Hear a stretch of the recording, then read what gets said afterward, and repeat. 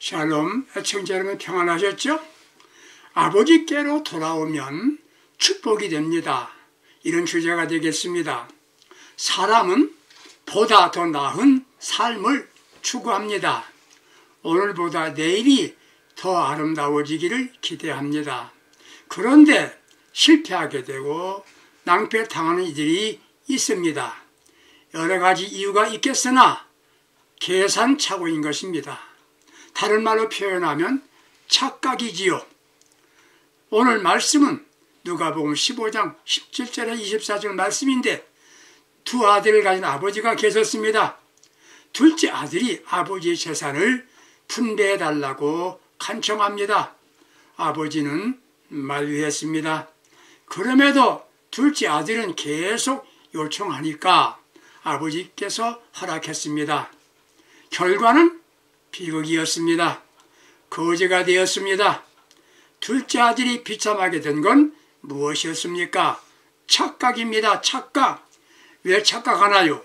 하나는 자신의 분수를 모르고 있기 때문입니다. 자신은 대단한 사람인 줄 알고 있었어요. 자기가 하는 일을 완벽하고 정당하다고 생각하고 있었습니다. 두 번째는 다른 이들이 말하는 여론 때문이지요.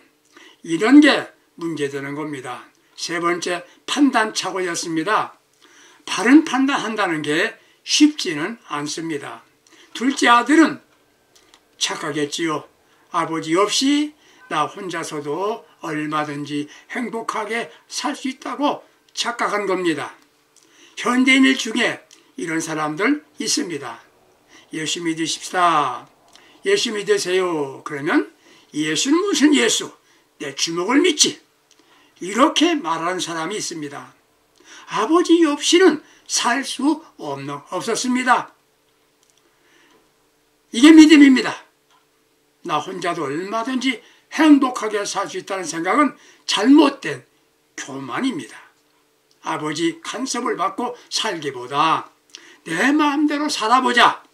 이게 잘못된 생각이었습니다. 나에게 이렇게 하라 저렇게 하라고 하는 사람이 있다면 다양한 일입니다. 부모의 간섭이 듣기 싫다는 일이 있어요. 부모의 간섭은 사랑입니다. 사랑입니다. 내가 하고 싶은 대로 하자. 그러면 된다는 것은 착각입니다. 관계성은 중요함을 인식하지 못했기 때문입니다. 사람과 사람 관계는 생활입니다. 사람 관계는 생활입니다. 하나님과 나와의 관계는 신앙입니다. 믿음이 좋다는 건 하나님과 관계가 좋다는 걸 말하는 겁니다. 신앙도 좋아야 하지만 사람과의 관계도 매우 중요한 것입니다. 내가 예수 믿는다면 가정에서 좋은 관계를 맺어야 합니다. 가족관계 원만해야 합니다. 교회 생활도 마찬가지입니다. 신앙인으로서 행복하려고 한다면 네 가지 방면의 관계가 분명히 좋아야 됩니다. 그 하나는 가정이지요. 호텔만큼 깨끗하지 않아도 안정하고 안정되고 평안하기에 좋은 겁니다. 가정을 천국으로 만들어야 합니다. 가족 간에 서로 칭찬하고 높여주어야 합니다. 말로 상처 입지 않도록 해야 합니다. 다른 이들에게 가족들을 자랑하세요. 자랑하는 순간 행복한 겁니다. 두 번째 관계는 교회 생활입니다. 교회 생활을 행복하게 해야 합니다. 내가 나가는 교회는 참 좋다고 생각하세요. 생각이 운명을 바꿉니다. 세 번째는 내가 살고 있는 국가에 대한 만족감이 있어야 됩니다. 국가에 대한 만족감이 있어야 됩니다. 우리 선조들은 나라 잃고 서러움을 체험했습니다. 애국 운동하다가 죽은 이들이 얼마나 많습니까? 국력이 약하면 서러움을 당하는 겁니다. 우리나라를 사랑해야 됩니다. 나라 위해 기도해야 합니다. 나라가 잘 돼야 합니다. 정직한 백성들이 돼야 합니다. 자선한 나라가 되게 해야 합니다. 네 번째 관계는 내가 하는 일에 만족감이 있어야 됩니다. 먼저 일거리가 있어야 하지요. 실업자의 서러움을 알지요? 일하려고 하면 일자리가 생기는 겁니다. 일자리 있다는 것만 생각해도 행복하다고 느껴야 합니다. 더 불쌍한 사람은 누구입니까?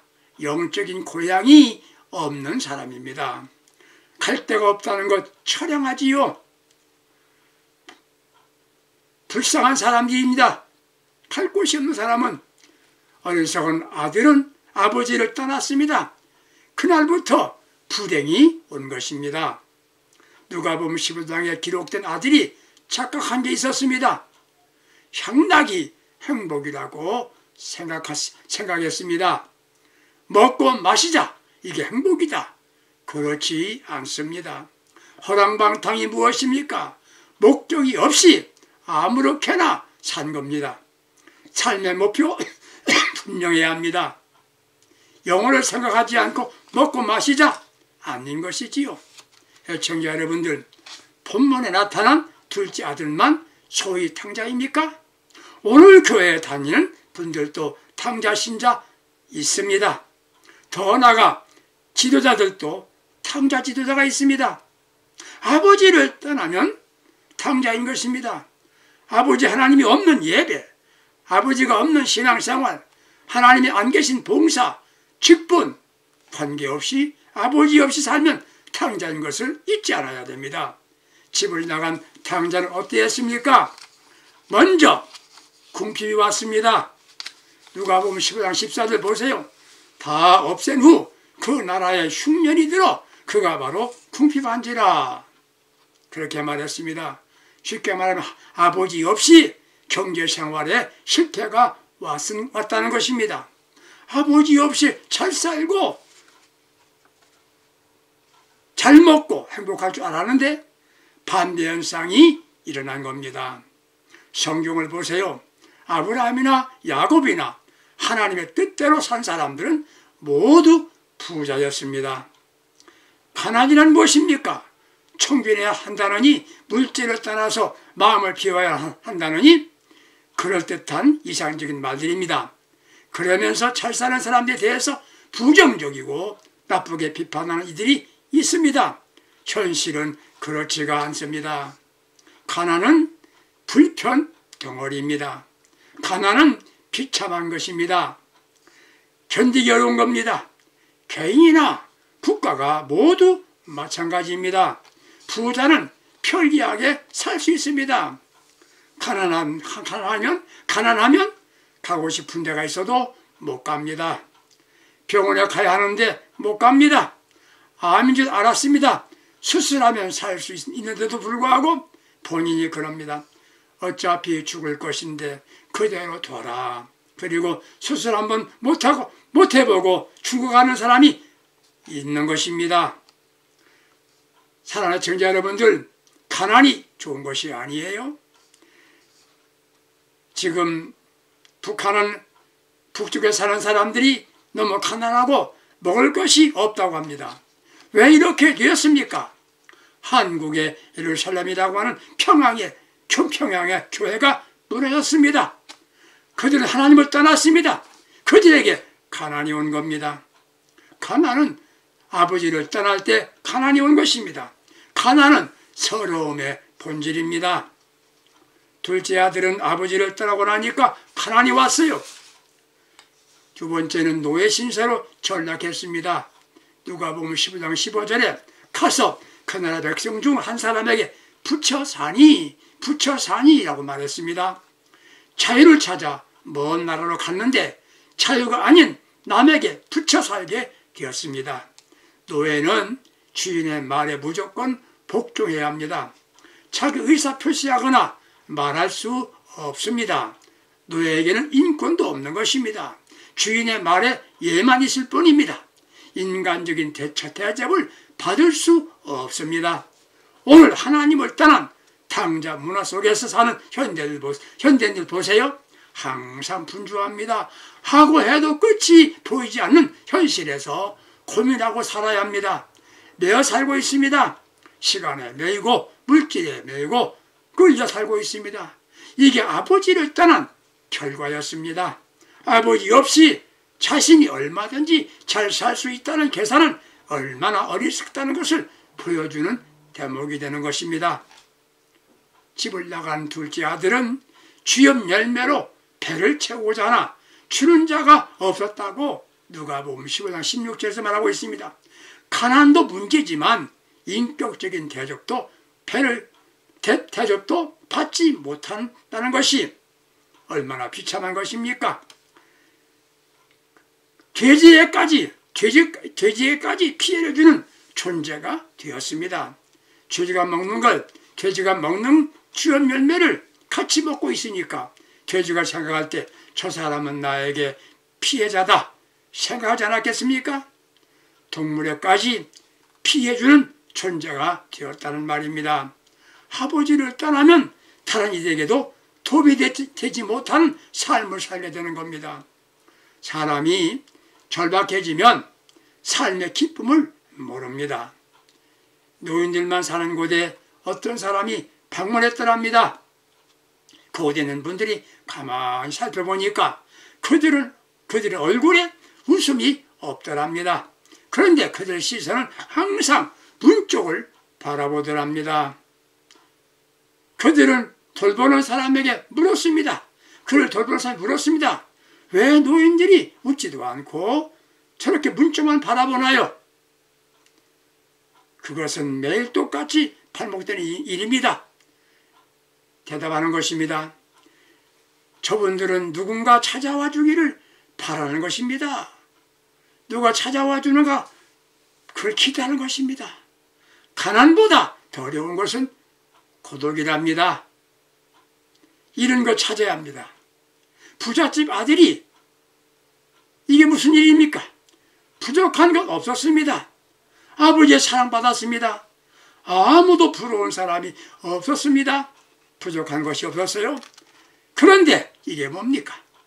이렇게 비참하게 될 줄 아무도 몰랐습니다. 그렇다고 인생을 포기할 수 없는 겁니다. 지혜로운 사람 실패했다고 포기하지 않습니다. 다시 일어나는 겁니다. 다시 일어나는 사람입니다. 건강 잃었다고 죽어야 하는 게 아닙니다. 건강 회복하여 잘 살면 되는 겁니다. 둘째 아들이 이제 태도를 바꿨습니다. 먼저 돌이켰습니다. 생각해 보았단 말이지요. 자동차는 핸들에 의하여 조정이 되고 비행기는 조종관에 의해서 움직입니다. 사람은 뭐에 의해서 움직입니까? 마음에 의하여 행동합니다. 유능한 배우는 무대장치가 만들어지기 전에 각본을 보면서 연극을 생각하고 설계사는 도면을 그리기 전에 건물의 아름다운 모양새를 마음에 그리는 사람입니다. 능률적으로 일 잘하는 사람은 마음에서 생각을 먼저 합니다. 그리고 뜨거운 열정과 열망을 가지게 되는 것입니다. 마음에서 하고 싶은 마음이 없는데 어떻게 실효성 있는 결과를 기대할 수가 있겠습니까? 사람들이 왜 잘못됩니까? 왜 잘못됩니까? 생각이 잘못되었기 때문입니다. 일이 잘 되지 아니하면 습관적으로 남을 탓합니다. 환경을 탓하고 나라까지 탓합니다. 자본이 없었다고 한마디로 핑계만 일삼습니다. 둘째 아들은 자신을 생각하게 되었습니다. 내가 미련했었다. 내가 지혜롭지 못했었다. 마음을 바꾸기 시작합니다. 이걸 성경은 해결하고 말합니다. 해결하는 거예요. 해결하고 말하는 거예요. 아버지, 제가 미련했습니다. 아들이 어느 날 좋은 옷을 입고 나타났습니다. 환경비원이 아버지는 아들에게 다그쳤습니다. 돈도 없는데 어떻게 그렇게 고급 옷을 사서 입었느냐? 계속 다그칩니까? 부모의 상하에 못 이긴 아들이 사실대로 털어놓았습니다. 아버지, 모두 정류장에서 손님 손지갑을 훔쳤어요. 그 말 듣고 아버지는 그 자리에서 털썩 주저앉고 말았습니다. 내 아들이 어쩌자고 남이 지갑을 훔치다니 안 된다. 잠시 후에 정신을 차린 아버지가 어렵다고 잘못된 길로 빠져는 안 된다. 아버지 눈물을 흘리면서 아들의 손을 잡고 경찰서로 갔답니다. 차주시켰습니다. 경찰서에서 깜짝 놀랐습니다. 자기 자식 감싸기에 바쁜 시절인데 의아해하면서 조사했습니다. 그 사이 아버지는 아들이 도둑질한 일에 대하여 충격으로 협심증으로 앓게 되었습니다. 그로 인해서 얼마 후에 세상을 떠나고 말았습니다. 아들이 법원에 넘겨져서 재판이 있던 날 어머니는 울먹입니다. 남편 뜻대로 아들에게 올바른 사람 되도록 엄한 벌을 내려주세요. 어머니가 판사에게 부탁합니다. 판사님, 남편의 뜻대로 우리 아들이 올바른 사람 되도록 엄한 벌을 내려주세요. 아들은 저 때문에 아버지가 세상을 떠났어요. 후후하고 울고 있습니다. 이를 지켜보는 모든 사람들이 숙연해졌습니다. 드디어 판결이 시작되었습니다. 공공암흑에는 무죄입니다. 이유인즉은 저 훌륭한 아버지 아들을 나는 믿기 때문입니다. 행복을 찾는 길은 돌이키는 것이었습니다. 돌이켰습니다. 둘째 아들도 아버지를 떠난 둘째 아들도 돌이켰습니다. 두 번째는 결단했습니다. 사람들이 왜 성공하지 못하느냐? 이론적으로는 다 알고 있습니다. 문제는 결단과 실천이 없기 때문입니다. 인생은 선택과 결단의 연속이라고 볼 수 있는 겁니다. 집 나온 둘째 아들은 낭패와 절망 중에서 자신을 돌아보면서 아버지를 생각하게 되었습니다. 그리고 결단합니다. 아버지 집으로 돌아가자. 아버지 집으로 돌아가자. 사람들이 왜 큰 일을 못합니까? 우유부단 그 삶이 계속되기 때문입니다. 결단에는 체면이나 자존심이 없어야 하는 겁니다. 내가 금이 환영해야 하는데 이게 무슨 꼴이야? 존심 상한다. 그런 것 때문에 결단하지 못하는 이들이 많습니다. 예수 잘 믿는 이가 아내가 있었습니다. 아내가 예수를 잘 믿고 있었어요. 남편에게 수없이 교회 가자고 권면합니다. 듣지 않습니다. 어느 날 새벽에 아내가 새벽기도 가려고 하는데 남편의 구두가 보입니다.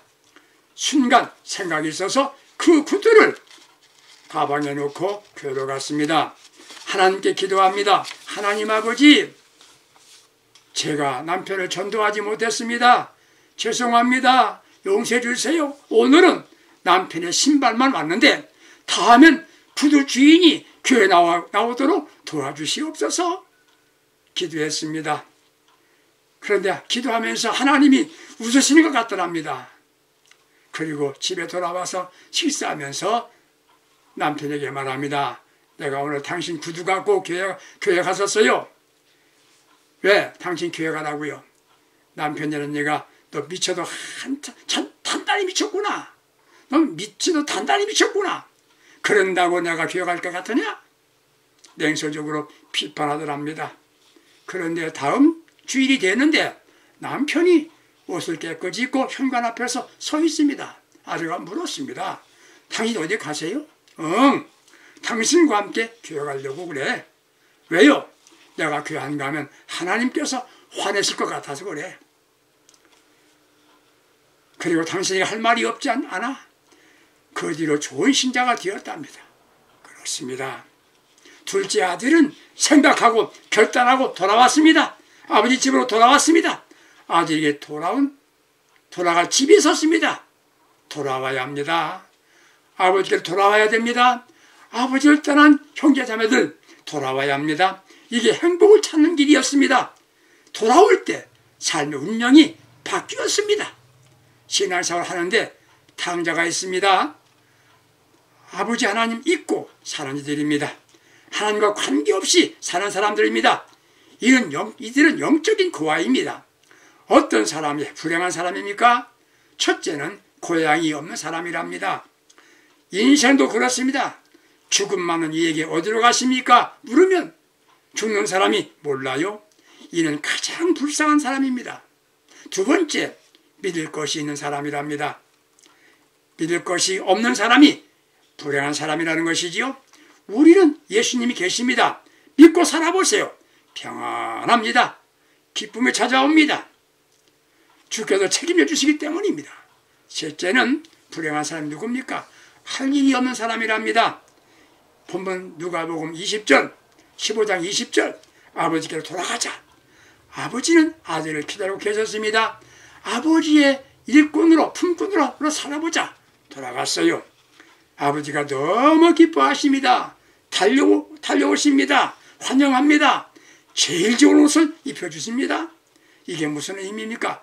아들로 인정하신다는 말이지요. 왕자가 있는 옷입니다. 신분이 바뀝니다. 자신은 품꾼의 한 사람으로 왔는데 이런 걸 모두 회복시켜 주었습니다. 잔치가 벌어졌습니다. 돌아오면 기쁨을 주십니다. 돌아오세요. 이런 것 회복시켜 주십니다. 잔치가 벌어집니다. 돌아오면 기쁨을 주십니다. 인생 살아도 잔치집 인생을 살아야 하지 않겠습니까? 왜 초상집 인생을 삽니까? 돌아온 사람의 주신 축복입니다. 손가락에 가락지를 끼워줍니다. 이는 뭡니까? 왕에게 준 인자과 같은 것이지요.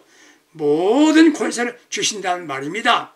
인감도장 주고 네 마음대로 재산 네 마음대로 해라. 그런 축복이에요. 생각도 못한 축복입니다. 돌아오면 행복입니다. 돌아오면 축복입니다. 살진소를 잡았습니다. 물질의 복을 주신다는 것입니다. 하나님을 바르게 알고 믿는 사람은 개인이나 국가나 모두 축복이었습니다. 땅에 사는 동안에 평안과 풍성한 축복을 주시고 세상을 떠나는 날 아버지 집 천국으로 이사가는 겁니다. 아버지를 멀리 떠날 게 아니라 돌아와서 가깝게 모시고 살아야 합니다. 아버지를 등 뒤에 두고 사는 이가 아니라 아버지를 바라보고 아버지와 함께 살아야 합니다. 인생 생각하며 살아야 됩니다.